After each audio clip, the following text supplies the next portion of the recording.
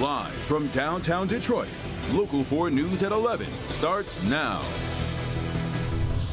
A snowy and slippery start to the work week with the local forecasters tracking some big changes coming our way. Spring in Michigan can be an adventure, can it, folks? And, well, today Mother Nature threw a few inches of snow at us. The good news, all of the winter weather advisories have been canceled. Let's get right to Andrew with some of the snow totals across Metro Detroit and the big warm-up later this week. That's what we're really looking at. Yeah, that's right. Oh, we are looking forward to that. You're absolutely right, Pamela and Jason. We are looking at that warm-up later this week, but for right now, still remains rather chilly. We're 2 degrees above freezing here at the station at 34. And look at how much snow fell earlier today, 1 to 4 inches. And I say so far because we still have some flakes that are flying. But Romulus, officially for Detroit, 2.3 inches so far, 3.5 inches in Lexington, 3.4 inches in Port Huron, Shelby Township and Macomb County, 2 inches, Lapeer at 3 inches, just under 2 inches in Washtenaw County over in Manchester. And here are some of those scattered snow showers. They've dwindled into some scattered flurries and light snow showers now across parts of the area, but those snowflakes are becoming few and far between as we go through tonight. But still a little slippery in spots, including along 96 out toward Brighton and also Howell, so you still want to be careful on ramps, bridges, and overpasses. Any places that were wet earlier or are already frozen will either stay frozen or freeze overnight. That is if they don't dry up first. So slippery spots will be here and there with overnight lows that will be down to around 32 degrees. So freezing conditions at the bus stop, but drier. Temperatures go above freezing tomorrow. We'll talk about how high and that warm up for this week coming up. All right, Andrew. A $700 million Detroit schools plan calls for closing some schools while revamping and upgrading others. Today, a parents-only meeting with the superintendent to learn more about this plan as well as voice their concerns. Our Mara McDonald is live at one of the schools slated to be transitioned out. Mara, what can you tell us? Well, Pam, for starters, Dr. VD is talking to parents about what they see when it's time to spend $700 million in those COVID relief funds. So today he spent hours behind closed doors in a parents-only meeting here at Davison to go through what the options are and what they are thinking. Something he says he's going to be doing at more schools that are facing this same fate. Let me show you. The estimates hover around $11 million to fully upgrade Davison Elementary School. The district has, in its current facilities master plan, decided to shutter and bulldoze the school and move the students about a mile down the road to DIA, a facility with more amenities like air conditioning and more seats. But the parents that attended today don't want to move. They'd rather stay in this building, even if it means no clear commitment for upgrades in the building, because they're comfortable here. Dr. VD and his staff have already had multiple public town hall meetings to discuss the overall facilities master plan. Now he's heading to the schools, which will be transitioned to new facilities for private parent meetings. This is a landmark to this particular area. We don't want to close the school. We are concerned that if we do close the school, what else will happen? The master plan is just that, a plan at this stage. Final decisions will be made at the school board this summer. We're going to do some surveying of parents and faculty and staff, look at that survey data and decide if we're going to have another parent meeting to talk about it more. Back here live to give you an idea of what the district is thinking as far as budgeting this $700 million in COVID funds. So far, it looks like this: $281 million for new buildings, $269 million for renovating old buildings, and then $35 million to prep for pre-K. We're live on Detroit's East Side tonight. I'm Mara McDonald, Local 4. All right, Mara, thank you. After a few hours of confusion, the White House making it official tonight. The travel mask mandate is over. That announcement coming after a federal judge overturned the mandate. Victor Williams live at Metro Airport tonight for us. And Victor, one by one, we're seeing most major airlines making it clear tonight masks are now optional on their flights.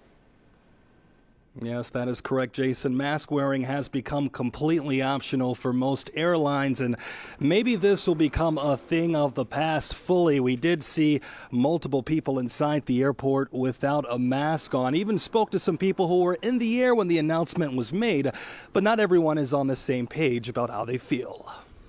It's kind of just a surreal moment almost, because it's been so many years now that we've been doing this, and Yeah, a couple people cheered. It was an absolute relief for air travelers like Cole Gibbs and Rich Perry, being able to take off their masks mid-flight. Being able to breathe the fresh air on a plane is so freeing. Not having to pull it down, take a drink or anything. It's really, really nice. Now mask wearing may completely be a thing of the past when traveling, after a Trump-appointed judge overturned the Biden administration's mask mandate for planes and other forms of transportation. I feel good not to have that covering my face and I can see people's face again. We've even been told TSA officials are no longer enforcing the mandate. Not everyone, however, is excited about the new changes. I'm 61 years old and I believe in the mask. Greyhound traveler Aaron Wright says we've been able to go with the mask this long, so it shouldn't be a problem going a little bit longer. When I go in, I'm going to put my mask on, and it's just sort of a personal thing. The federal ruling comes less than a week after the mask mandate was extended an additional 15 days to May 3rd because of rising COVID numbers. Airlines will now have the choice to follow suit or not. So far, all the major companies, along with Amtrak, have dropped their mandates for the time being. I hope that they come to some kind of terms where everybody can be happy with it. And it's going to be interesting to see how local bus lines handle this mandate being moving forward, I should say. We do know that DDOT has decided to drop their mandate, but mask wearing on the bus is still recommended. Reporting live from the airport, Victor Williams, Local 4. Yeah, it certainly looks strange, people without a mask in the airport. Victor, thanks. We're just hours away from learning more about the death of Patrick Lyoya. Attorneys will release the results of an independent autopsy. Lyoya, you may remember, was shot and killed by a Grand Rapids police officer earlier this month. His funeral will be held Friday in Grand Rapids. Civil rights activist, the Reverend Al Sharpton, is paying for the funeral and will give the eulogy. And in Oakland County, the parents of the suspected Oxford High School shooter will be in court tomorrow. James and Jennifer Crumbly are charged with involuntary manslaughter for allegedly buying the gun used in the school shooting. The couple is asking a judge to lower their bond from $500,000 to $100,000. 3 people now are charged in a violent carjacking at a Warren gas station. Javon Oliver, Shakira Hayes, and Michael McCall went before a judge earlier today. Police say one of them shot a 38-year-old woman 3 times as she pumped gas at the Sunoco gas station on 8 Mile near Mound last week. Police say they then took her car. Oliver is charged with assault with intent to murder and all face charges of carjacking and armed robbery. The victim is still in the hospital and is stable. Staff members with the Michigan Judicial Tenure Commission are now calling for the removal of a Wayne County judge facing charges of misconduct.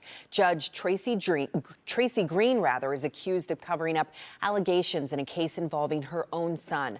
According to the Detroit News, staff members with the JTC found she concealed evidence that her son abused her grandsons. Her son was later convicted of child abuse in 2019.